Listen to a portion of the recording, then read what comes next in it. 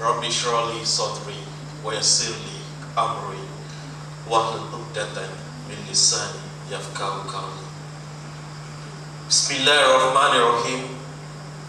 Qul huwallahu ahad, Allahus samad, lam yalid wa lam yulad wa lam yakun lahu kufuwan ahad. Yang saya kasihi lagi saya hormati Tuan Pengerusi Majlis, yang saya hormati, yang saya kasihi Pengerusi Surau, Ahli Jawatan Kuasa Surau, sahabat-sahabat saya,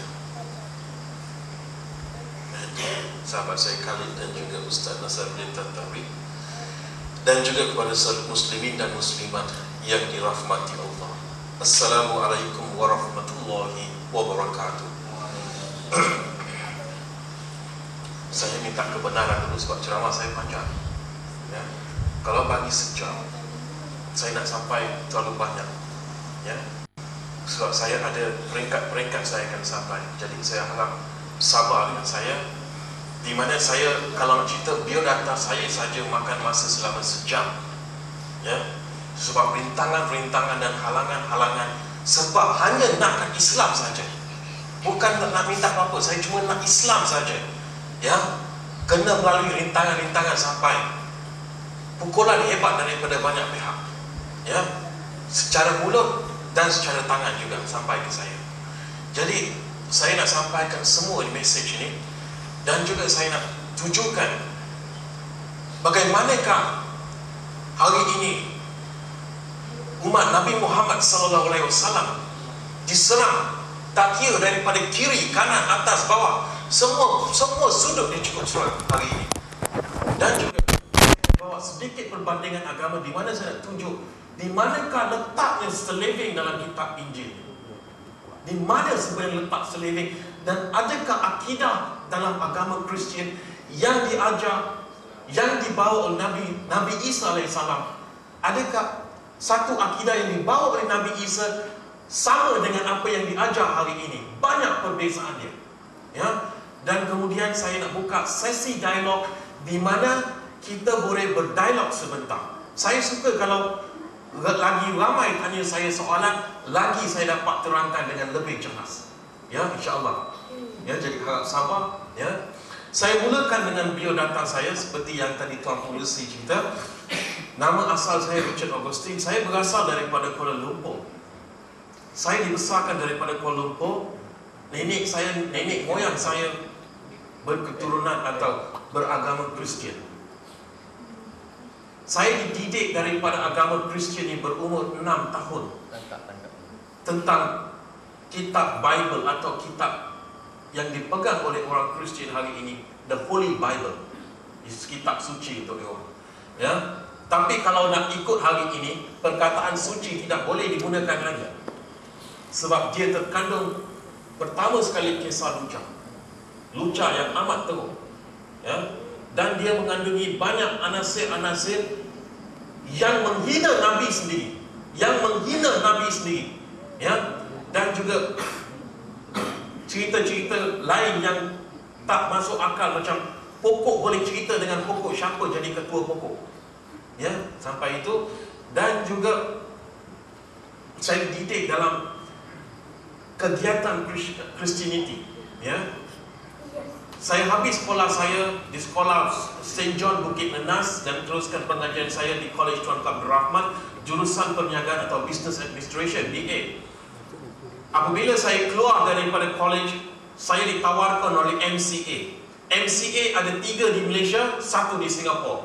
MCA yang pertama ialah Malaysian Chinese Association, itu parti politik. Yang kedua adalah Malay Christian Association atau Persatuan Kristian Melayu, dan lagi satu adalah Malaysian Christian Association atau Persatuan Kristian Malaysia di bawah naungan Malaysian Care yang beribu pejabat di Brickfields. Saya ditawarkan oleh Malaysian Care atau Malaysian Christian Association untuk meneruskan pengajian saya di College Bible Jalan Gasing selama 3 tahun, di mana saya diajar tentang selok-belok dalam kitab Bible, dan saya keluar menjadi seorang balik, memandangkan keputusan perbandingan agama saya sehingga saya boleh membaca kitab-kitab agama lain, iaitu kitab Sanskrit, ya, terutama kitab Sanskrit dan juga kitab Dharmapati. Saya ditawarkan sekali lagi ke peringkat tinggi, iaitu di Australia, Perth, selama 4 tahun, di University of Bible Perth, Australia, selama 4 tahun. Saya balik ke Malaysia, saya mendapat MA dalam Bible dan juga sebuah buku yang digelar The Dignity of Jesus Christ, ataupun Ketuhanan Nabi Isa. Saya balik ke Malaysia, saya duduk di sebuah gereja, iaitu di Taman Berkeley, Kelang. Mazhab adalah mazhab AOG atau The Assembly of God. Saya balik, saya jadi seorang pastor. Kita kena hari ini, saya nak beritahu, pastor dengan padri berlainan, tak sama, ya. Pastor dengan padri berlainan. Pastor adalah untuk mazhab Kristian, manakala mazhab Roman Katolik di bawah pemimpin Pope John Paul daripada Vatican City, ketua di gereja dikenali sebagai padri, ya. Macam kawan saya Tuan Haji Ayub di Sarawak, nama di belakang hujung dia adalah IFS, ya. Haji Ayub ada pangkat IFS dulu, ataupun dikenali sebagai International Forgiver of Sin. Dia boleh mengampun manusia seluruh dunia. Tetapi saya tak ada kuasa mengampun dosa. Pastor tak ada kuasa mengampun dosa, tapi hanya boleh membaptiskan seseorang saja yang masuk ke Kristian. Baptize kerana orang manusia yang lahir ke permukaan bumi ini, dia membawa dosa warisan, dosa yang dibawa oleh Nabi Adam, ya. Jadi untuk menghapuskan dosa itu, dia kena dibaptizekan dengan holy water, barulah dia boleh ke agama Kristian atau agama Roman Katolik ke, ya. Mazhab berlainan, lebih kurang 27 mazhab di Malaysia, ya. Jadi selepas saya dipindahkan daripada Taman Berkeley, saya dipindahkan ke Jalan Setapak menjadi ketua pastor di gereja AOG atau The Assembly of God. Ya, pada tahun 1998 saya dipilih di antara 30 mubalik di seluruh Asia untuk jalankan kegiatan-kegiatan dakwah Christianity di 3 buah negara, iaitu Filipina, India dan Pakistan. Saya balik ke Malaysia penghujung tahun 99. Saya mempunyai masalah yang paling teruk, ya.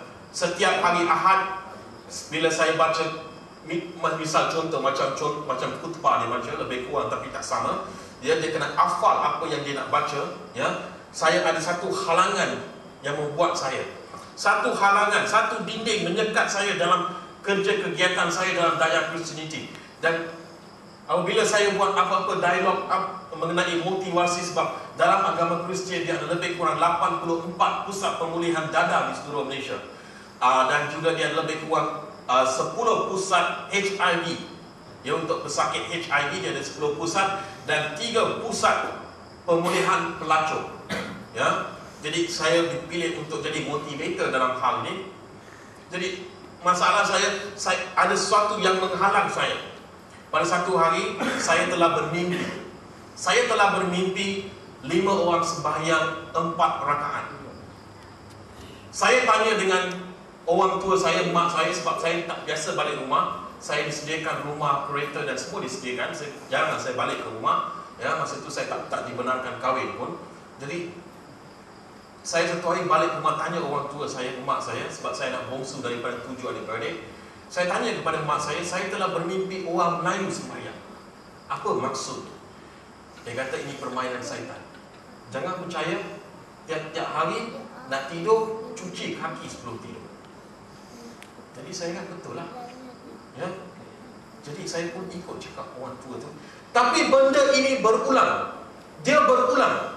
Bila dia berulang, saya mula rasa syak sesuatu dalam diri saya. Sebab kalau kita mimpi 3 orang sembahyang, lepas tu kita mimpi 4 orang, lepas tu kita mimpi 2 orang, lain cerita dia. Tapi ini kenapa 5 orang sembahyang 4 rakaat, saya nampak dari belakang dia tak ada perubahan sikit pun. Saya mula tanya dengan kawan-kawan saya yang beragama Islam, sebab saya sekolah di Kuala Lumpur banyak yang berkawan beragama Islam. Saya tanya dia, saya telah bermimpi 5 orang sembahyang, apa maksud mimpi itu sebenarnya? Dia kata inilah hidayah. Hidayah saya tak pernah dengar hidayah ni, tak pernah dengar cerita hidayah.